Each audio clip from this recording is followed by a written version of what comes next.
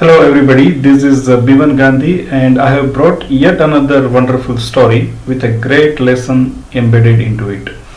This story is also known as Watermelon Story and it is brought to us by Mr. Manohar Parrikar, who is the former Defence Minister of the country and currently the Chief Minister of Goa.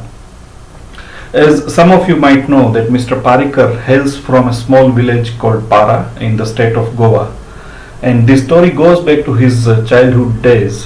When he was a small child, Para was famous for its very large sized, delicious, red in color watermelons. And there used to be one very peculiar event. The farmers around the community used to grow the watermelons. They used to hold the watermelon eating competition towards the end of the season, which is typically month of May in that part of the country. So obviously this was the most awaited event for the kids because they were allowed to eat as much watermelons as they can.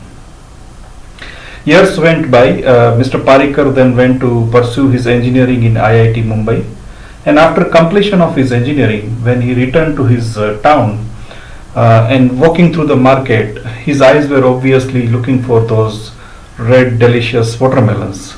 But to his disappointment, he figured out that there was a stark difference in terms of the size of the watermelon as well as the taste.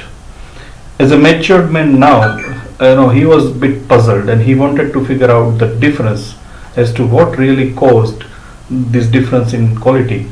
So he went to the farmer that he knew, and the farmer obviously had now retired and had transferred the business to his son, who was still growing the watermelons and selling into the market. It's not really known how he came about the difference, but what really came out as a difference is really an eye-opener. So let us look at that. Earlier days, when the farmers used to hold the competition towards the end of the season, they used to do two things invariably. One of them was to really keep their best of the crops, the best watermelons reserved specially for the competition. And secondly, kids were given a standing instruction as to not to either bite or chew into the seeds. So some empty vessels or empty bowls were kept for them. So as they relish on the watermelons, they were supposed to spit the seeds in that empty bowl. Now, after the son took over the business, he made a small change. He actually figured out that these large sized delicious watermelons are fetching him instant and better prices. So he started selling them off to the customers, and when it was really the time for competition, he was left with only small sized watermelons. So earlier days, the seeds derived from the competition were used to sow the next crop next year, and that obviously was yielding consistent and large size better watermelons. But over the years, because of this change brought in by the sun, the watermelon sizes had started going down and down. So this apparently small looking change really changed the whole thing.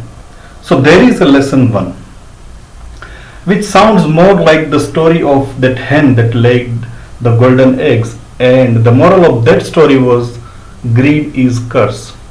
Indeed, this story is no different than that. But to me, if we look at little bit closer and give it a human perspective, I think there is another eye opener. Maybe in watermelons, it took about 5 to 6 years to change the generation. But what if we do not seed or preserve what is right in our education system or in our culture? I think we would end up spoiling the mankind.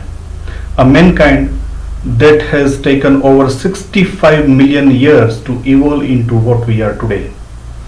Each one of us are responsible to offer best culture to our next generation. If we do not pass on the right things to the next generation, they will be misguided. This was a great story indeed, isn't it? If you like the story, please hit the like button and do not forget to subscribe my YouTube channel. I will be posting similar stories, similar motivational stuff and some tips later on. Have a great day. Bye bye.